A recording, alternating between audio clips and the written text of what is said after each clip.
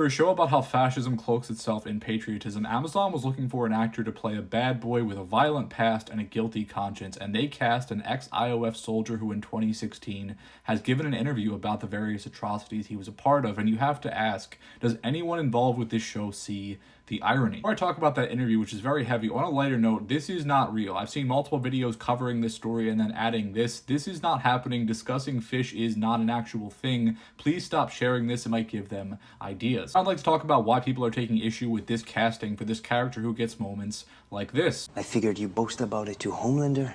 Must have been thrilling for you. I'm not a fucking animal. Only a fucking animal would do what you did. Drop it. You murdered innocent children. Shut the You fuck. watched them burned alive, crying for their mama. If that's not an animal, then what is, huh? I didn't know.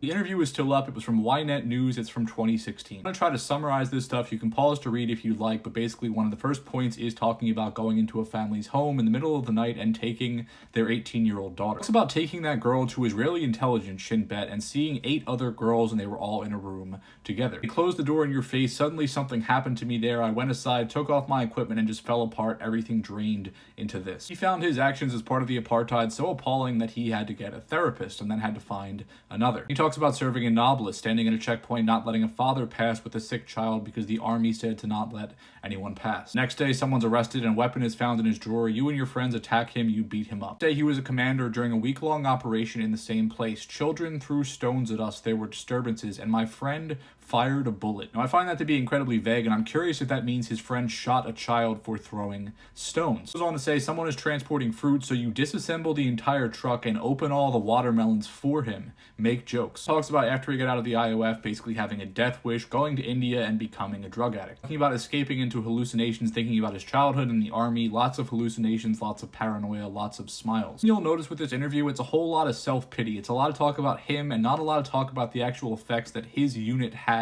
on human beings that he was abusing. He goes on to say, in the army, you don't think about what I did, to whom, why, how, what. You don't deal with ideology. You don't think about it at all. He says you get to the army, you're exposed a little to how they live. In India, you start to think outside the box. In the end, I got tired mentally, spiritually, physically from the thoughts, blah, blah, blah. Flirts with the idea here of questioning ideology, the way he was raised and brainwashed. Goes on to talk about a lot of soldiers being discharged, going into politics. He said, we're paying the price today because of our government. Who runs the country today? A collection of puppets, only interested in their personal needs. I, as a soldier, am paying the price because they are populist, hypocritical, lying people who only care about their own asses and interests. Conversations with my friends boil down to the fact that they wouldn't want their children to go through what they went through. After the army, it comes out in your face. You're a puppet on a string to serve something. Again, he's getting at something real here, but the focus is on the soldier, right? It's on the perpetrator who then has all the psychological issues after the fact because of the abuse that they put onto people who are being ignored in these conversations. He actually had grown as a person and reevaluated all this shit. He could use his voice and his platform and his fame today